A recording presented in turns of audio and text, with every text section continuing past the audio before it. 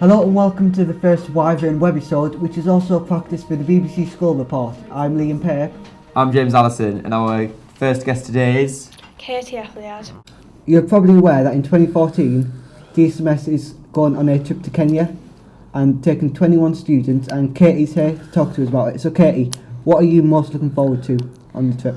Probably the different things that we're going to see, because it's going to be totally different to across here. What fundraising have we done so far? We've done bagpacking. We were about to do a race night, which Mr Tucker has arranged, and we've done some raffle selling, ticket selling as well. On behalf of the fundraising, do you know how much you've raised yet? I think we've raised around £3,000. And you made £550, wasn't it, at the weekend? Yeah, we have to give £50 to Emma, so it was £600, but once we took that away it was £550. And we're going to Kenya in June/July of 2014. Yeah, I think the date currently, which is being revised, is about the 6th of July sort of time, but it'll be started closer to the time. And we're going for 10 days, and we're basically just going to be helping the community either. Yeah. We're going to be doing building wells, building projects, things like that, teaching sports, teaching in schools, just helping out. Well, it's going to be an amazing experience. Yeah, should be good. Definitely. Thank you, Katie. Thank you. Now, the Brits are on the 20th of February, and Rebecca Parkinson is here to tell us about who she thinks will win some of the awards. So, Rebecca, who is going to be winning awards at this year's Brits? Well, there's loads of people up this year. There's a couple of new ones like Alt J and Jake Bugg and Jessie Ware. Yeah. They're all in the same category. And there's even Amy Winehouse. She's still getting nominated for awards. And there's a great list of performers this year, including Muse, Robbie Williams, Taylor Swift, Emily Sandé, and most of them, but Justin Timberlake, who's also performing, are nominees for the awards. Do you think it's revolving a bit too much around pop now? Yeah, because it's all pop. There's no other categories of music, so they Yeah. should involve those a bit more. And is it James Corden hosting it again this year? Yeah, Legend and it's at James the Corden. O2 Arena. So, Rebecca, who are you most looking forward to seeing? People like Onnie Mers and Plan B, and then Emily Sandé. She's up for a couple of awards. Who has been your highlight of 2012? If you got to pick the best overall singer or band, who would it be? Either Onnie Mers or Rolling Stones, because they're coming back in fashion now. So now we go from the predictions of the Brits to the outcomes of the BAFTAs with Matthew Curry and Ben McLean. How do? How do? How do? How do? How do? What films are you looking forward to this year? Iron Man 3 especially, that's coming out in May, because That is a legend. the first two is really, really good. I like Robert Downey Jr. I think he's a great actor. He played really well in the Avengers as well. Yeah. I think he plays a really funny character as well. He brings Is his he on own drugs? aspect. Yeah. They're making an Avengers too. I don't know if it's this year, but I think they're making one, aren't they? I think it's after, I hope do you know so. how they all had their own film? Yeah. And then the Avengers get, I think they're doing that again. Alright. Also, The Hunger Games 2. I never saw the first one, but I heard it was pretty good. I watched the first Hunger Games. It's really good. I've never seen it. It's I didn't think. I didn't think. I thought it'd be more like. I think it'd be a spin off of the Harry Potters, so I didn't no, bother. you're missing out. It's a movie aimed at teens, like the books. Another I've highly never read anticipated sequel is The Hobbit. Did everyone go see that? I did. No.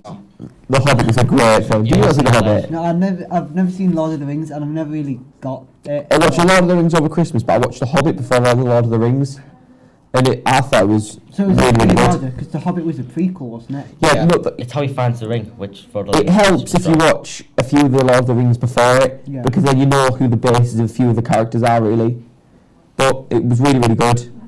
What I really liked about The Hobbit was the book wasn't long enough and deep enough to have 3 films, so they added things in such as the Pale Orc, which I really, really liked. Yeah.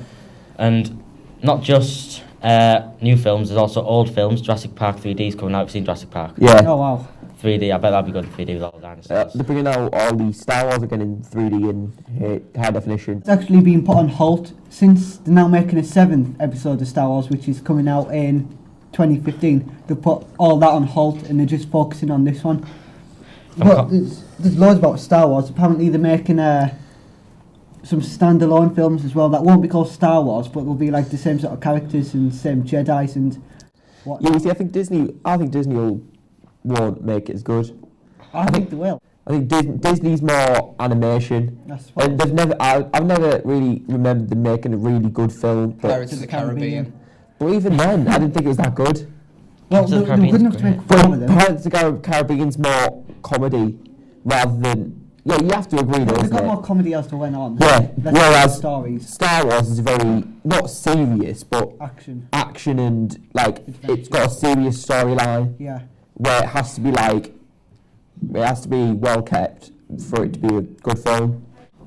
To be completely honest, I'm not optimistic about the third trilogy because the first one was really good. Yeah. The second one was so-so, and I just assumed that the last one will not be very good. But I'll probably go and watch it anyway because I'm like that. I think it's going to be too much special effects, the new one, Oh, because just- all modern movies seem to be like that. Just on special effects, the company that did the special effects for Life of Pi has gone bust. Yeah, and that was literally earlier today. Like the amazing tigers that are animated, and the amazing scenes when there's a boat going along some amazing landscapes. The production company who have built all the special effects have like declared bankruptcy. Shame. Could have done Avatar too. I know. So, Matthew, you came on to talk about the BAFTAs. I have indeed, yeah. Who won the BAFTAs? And the best outstanding British film went to Skyfall, which was really good. I want to see that. I went to see that twice in 2 days. That's- Really, I really think I good. want to see it twice as well. It's annoying because everybody seems to think that it's the worst James Bond film, but I really No, I like thought it was really good. Yeah. My favourite's still Casino Royale. I thought Casino Royale was mint. I reckon I've read the book, it's nothing like the film. Yeah, none of them are, I don't think. Yeah. probably a bit So, Matthew Curry, any more favourite actress? A leading actress went to Emmanuel Riva in Armour. I thought Dame Judi Dench should have won something about that. Yeah, because it was her last time in a James Bond movie. And I thought she played a really good role. Did. I Was like Dame Judi Dench. Was she a major part of it? She played M, which is like James Bond's boss. Oh, So, Matthew, what was your favourite film of last year? Last year it was probably The Dark Knight Rises, which didn't actually win an award. The Hobbit didn't win an award in the BAFTAs. Zero Dark 30, which was about the assassination of Osama bin Laden. Yeah, it was, yeah. Yeah, that one didn't get one. And Hitchcock, which I really wanted to see, didn't get one either. Because I love Alfred Hitchcock films. And Ben, what was your film of 2012? I'd say The Hobbit, but that's just because I'm a massive Lord of the Rings and Hobbit fan. But I really, really like The Avengers as well. Yeah, The Avengers was such a good film. It was. Okay, thank you, you two, for your time. Thank you. Now on to a very big discovery in this year, Absolutely. which is the finding of the king in the car park. Yeah. So Joshua, can you explain what king it was and how he ended up there? Sorry, so King Richard III was a monarch, and basically he never was properly king at the beginning because his nephews were too young to rule but still had the right to the throne. Yeah. So he became regent king, dealing with all the affairs of the country while they did all their child type things. However, he allegedly locked them in the tower and killed them, so he had the right to the throne. And eventually, at the Battle of Bosworth, King Richard III has now been discovered to have had a blow to the back of his head during the fact that he'd lost his helmet, and he was killed, then carried on a horse to the nearby Greyfriars Church in Leicester, where he was buried. So, Jonathan, what's going to happen to his body now he's been found? There was a big discussion whether it should be in York or back in Leicester where it was found, and they've finally decided that it should be back in Leicester, so it's going to be buried. But it was reported that Richard III, when he was alive, said he wanted to be buried in York Minster, which is why people began to argue about the decision to bury him in Leicester. Alright. Thank you, Joshua and Jonathan, for your time. And next up, we've got Tyler Hutchinson to talk about the horse meat scandal. Hello, Tyler. So you've come to talk about the horse meat, which is being found everywhere now. First, it was just sort of burgers in Tesco's. Now it's been found in Aldi, Lidl, Asda, and even Waitrose, which is a surprise.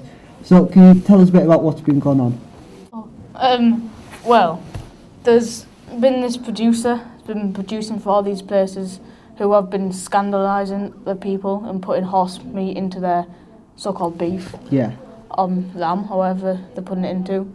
And it wouldn't be a big issue if it was marketed as horse beef, as horse. Yeah. But because it's been marketed as a different kind of meat, it's arose as this big issue. false selling.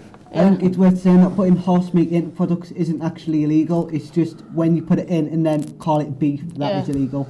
I think everyone's saying, "Oh, I wish I never ate that now. I've eaten horse." Yeah. But they never knew, and they never knew the difference. But I don't see what the difference is between eating a cow and eating a horse, because it's just the norm to eat a cow, and everyone knows that. But everyone thinks horses are these animals that have to be kept and ridden and jumped, whereas they can be used for meat as well. So has anything like this ever happened before? Yeah, actually, there was another horse meat scandal in the 50s, which is quite big as well. I don't think it was as big as, but it's quite big. So Tyler, what's your opinion on the horse being in the beef? Do you think it makes a difference to anyone's lifestyle? I don't think it affects the diet, I think they're making a bigger deal out of it than it should do. Yeah. But it's because of the fact that they're selling it as beef. False advertising, yeah. It's illegal, but not eating horse isn't illegal, but what they've been doing is. Okay, thanks Tyler. Thank you. Next up is Hayden Thompson on the Pope. So Hayden, why do you think the Pope resigned? The Pope thinks that he was incapable of doing the job as he was too old. He's the first Pope to resign since the Middle Ages. And how will they decide who the next Pope's going to be? They will hold an election with the lowercase popes from all around the world. Yeah. And then they need a 2/3 majority vote, and then whoever has the most votes will win and become Pope. And what is the Pope's actual job? Like, everybody has heard of him because he travelled around the UK last year or 2 years Ireland ago. he went to last. Yeah, I think the Pope has a very important job because he takes care of all the Catholics, he takes care of the Catholic Church, and he's very responsible. Thank you for your time, Hayden. I'm now joined by Sam and Ewan, who are going to tell us a bit about what's been happening in the sport news this week. So, well, start off with Six Nations. There's 3 games next weekend. Italy, Wales, England, France, Scotland, Ireland. I think England will beat France, as France are very out of form at the moment, and England are very coming into form. I think England have kind of got the Grand Slam on their mind. Yeah, won definitely. Last weekend's game, England-Ireland, whoever won that game was going to go on to win the Six Nations because they're the only 2 teams in form. And I think Wales will beat Italy because they've just been given a real boost by winning the first game in 10. And I think that'll definitely give them the boost to beat Italy. And Scotland-Ireland, I think the Scottish will put up a good fight, but as always, I think the Irish will overcome. Yeah. well, what else has been in the news this week? Well, it's been a big week for Champions League. It was the big clash of Man United and Real Madrid, which was everyone was wondering how Ronaldo was going to perform against his old club. So how did it go? Ronaldo scored a good powerful header to equalise late in the first half after Danny Welbeck had put Manchester United ahead. It was a very one-way traffic game. It was all Real Madrid for most of the game. Man United had some very good chances as well, didn't they? They had some chances where they probably could have got more of a result. De Gea pulled off some great saves throughout the match. Yeah, definitely man of the match. But that wasn't the only European tournament going on. There was also the Europa League, which 4 English clubs take part in. There was Chelsea, who have dropped out of the Champions League, and they got put in there. They won 1-0 in their group. Yeah. Tottenham. Yeah, Tottenham won due to Gareth Bale really by himself, as always. Goal. Yeah, scored a last-minute winner. Liverpool got beat 2-0 against Zenit St Petersburg. Not a surprise there then. Not really, No. considering Zenit's form that they've been in Russia. Then you've got Newcastle, who had 2 disallowed goals, which should have been allowed, or that would have changed the full game. That's going to go to the second leg probably, with a lot hanging on that with the 0-0 draw.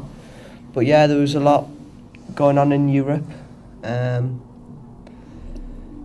Another big story is Paul Gascoigne. Obviously, he's been drinking since he retired from football, and he's now gone to Arizona to rehab because he's got that bad. There was one thing on that story. Paul Gascoigne, just before he was going to go, he got spotted drinking lager. In the Arizona Just about before he was going to go. airport. Yeah, there was somebody who saw him and took the lager off him before he got on his plane. But he did stop for a while. He went and managed Kettering Town, and he was doing okay, but then he seems to have gone back to resolving to the alcohol.